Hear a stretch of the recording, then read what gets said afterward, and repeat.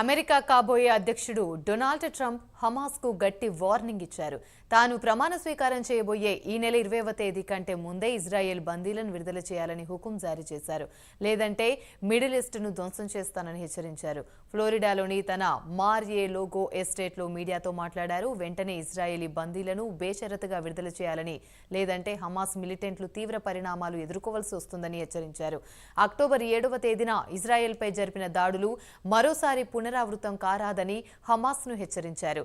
Media సమావేశంలో ఇంకా ఏం చెప్పారో ప్రత్యేక కథనంలో తెలుసుకుందాం.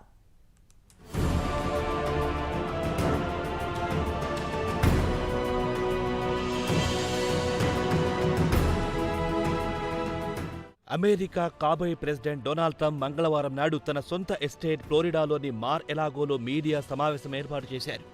ఈ సమావేశంలో పలు అంశాలను ఆయన ప్రస్తావించారు. వాటిలో ప్రధానంగా చెప్పుకోవాలంటే హమాస్ చెరలో ఉన్న సుమారు 100 మంది ఇజ్రాయిల్ బందీలను బేషరతుగా విడుదల చేయాలని హమాస్ను హెచ్చరించారు. లేదంటే మిడిల్ ఈస్ట్ను అగ్నిగుండంగా మారుస్తారని వార్నింగ్ ఇచ్చారు.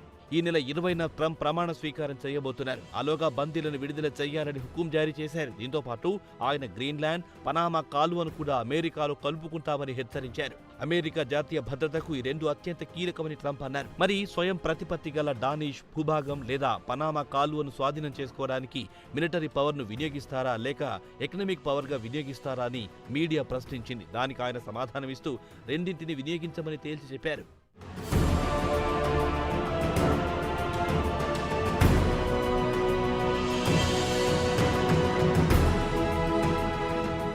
అయితే ఆ రెండు ఆర్థిక భద్రత కోసం కావాలన్నారు ట్రంప్. అయితే మీడియా సమావేశంలో ట్రంప్ గ్రీన్లాండ్తో పాటు పనామా కాలువ గురించి ప్రస్తావించిన వెంటనే ఇటు డెన్మార్క్ అటు పనామాలు ట్రంప్ ప్రతిపాదనను నిర్ద్వందంగా తిరస్కరించాయి. తమ భూభాగాలను అమెరికాకు ఎట్టి పరిస్థితుల్లో ఇచ్చే ప్రసక్తే లేదని స్పష్టం చేశాయి. ఇక ట్రంప్ కెనడాను అమెరికాలో 51వ రాష్ట్రంగా చేర్చుకుంటామని ప్రకటించిన విషయం తెలిసిందే. అయితే కెనడాను విలీనం చేసుకోవడానికి ఆర్థికపరమైన బలాన్ని వినియోగిస్తామని చెప్పారు ట్రంప్. అయితే కెనడా, అమెరికా రెండింటికి మధ్య కృత్రిమంగా ఓ లైన్ గీశారని అన్నారు. ఇరు దేశాల మధ్య సరిహద్దు ప్రపంచంలోనే అతి పెద్దదని, 1700 సంవత్సరం చివర్లో ఇరు దేశాల మధ్య ఒప్పందం కుదిరిందని చెప్పారు ట్రంప్. కాగా కెనడాను రక్షించడానికి అమెరికా బిలియన్ల కొద్ది డాలర్లను వ్యయం చేసిందని చెప్పారు. అలాగే కెనడా నుంచి దిగుమతి చేసుకునే కార్లు, పనికిరాని చెత్త, డైరీ ప్రోడక్ట్లను దిగుమతి చేసుకుంటున్నామన్నారు ట్రంప్. అయితే కెనడా ప్రధానమంత్రి జస్టిన్ ట్రూడో మాత్రం అమెరికాతో కలిసే ప్రసక్తే లేదన్నారు.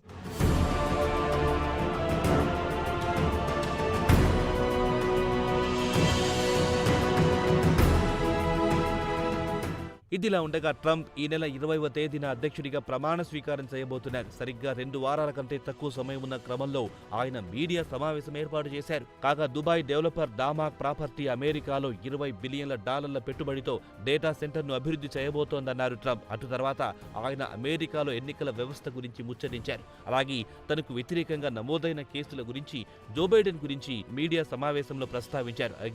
అలాగే గల్ఫ్ ఆఫ్ మెక్సికో పేరును మార్చి గల్ఫ్ ఆఫ్ అమెరికాగా చేయాలన్నారు. అలాగే విన్ పవర్ అంటే పవన విద్యుత్ ఉత్పత్తిని వ్యతిరేకించారు. విండ్ టర్బైన్ ద్వారా తిమింగళాలు పారిపోతున్నాయన్నారు.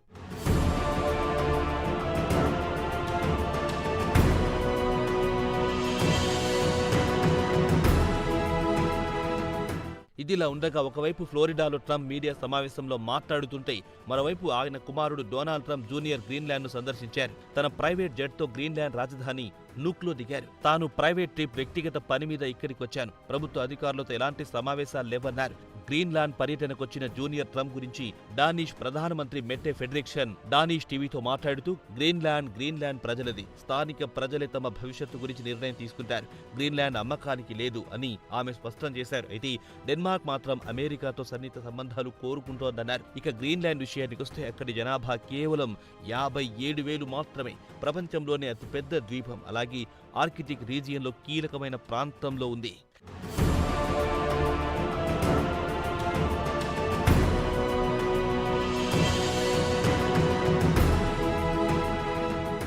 ఇక గ్రీన్లాండ్ విషయానికి వస్తే స్వయం ప్రతిపత్తి కల దేశం. అయితే ఆర్థికంగా కోపెన్హెగెన్లో సబ్సిడీలపై ఆధారపడుతోంది. కాబట్టి గ్రీన్లాండ్ డెన్మార్క్ కింగ్డమ్లో ఒక భూభాగంగా ఉంటోంది. అలాగే గ్రీన్లాండ్లో అమెరికాకు చెందిన స్పేస్ ఫెసిలిటీకి చెందిన వారు ఇక్కడుంటున్నారు. అలాగే ఇక్కడి భూమిలో పెద్ద ఎత్తున మినరల్స్ ఉన్నాయి. దీంతో హైటెక్ డివైస్లకు బ్యాటరీలను తయారు చేయొచ్చు. ఇక ట్రంప్ గ్రీన్లాండ్ను స్వాధీనం చేసుకోవాలని చూస్తున్నారు. ఎందుకంటే ఈ ద్వీపం నుంచి చైనా, రష్యాకు చెందిన పడవలను ట్రాక్ చేయొచ్చని భావిస్తున్నారు. ప్రస్తుతం గ్రీన్లాండ్ చుట్టుపక్కలంతా చైనీస్, రష్యా పడవలు పెద్ద ఎత్తున చక్కర్లు కొడుతున్నాయి. ఈ ప్రాంతాన్ని రక్షించాలనేది తన ఉద్దేశమన్నారు ట్రంప్. ఇదిలా ఉండగా ట్రంప్ ఎన్నికల్లో గెలిచిన తర్వాత నుంచి తరచూ అమెరికాను మరింత విస్తరించాలని మాట్లాడుతున్నారు. పనామా కాలువను తిరిగి స్వాధీనం చేసుకోవాలని పలుమార్లు ప్రస్తావించారు.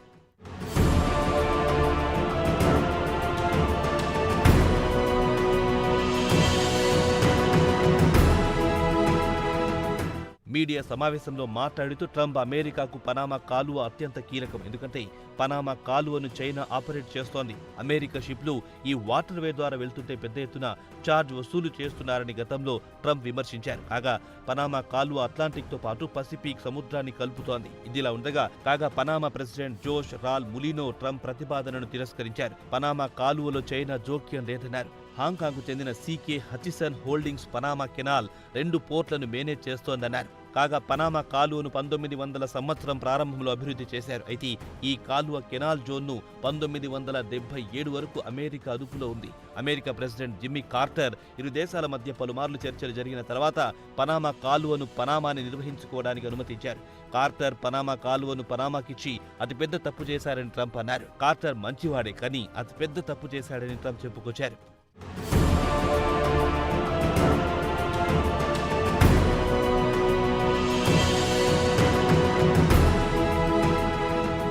ట్రంప్ మీడియాతో మాట్లాడుతూ కెనడాను కలుపుకుంటామని చెబుతున్నారు. కానీ కెనడా విషయానికి వస్తే 41 మిలియన్ల ప్రజలున్నారు.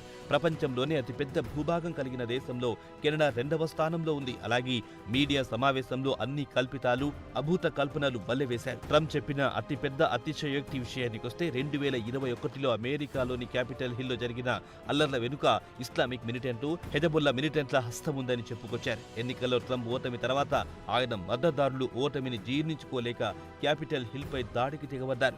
ఇప్పటికీ కొందరు జైల్లో మగ్గుతున్నారు. ఈ నెల 20న ప్రమాణ స్వీకారం తర్వాత వారిని జైలు నుంచి విడుదల చేస్తారన్న టాక్ కూడా బలంగా వినిపిస్తోంది. మరి ట్రంప్ వార్నింగ్ కు హమాస్ ఎలా స్పందిస్తుందో వేచి చూడాల్సిందే.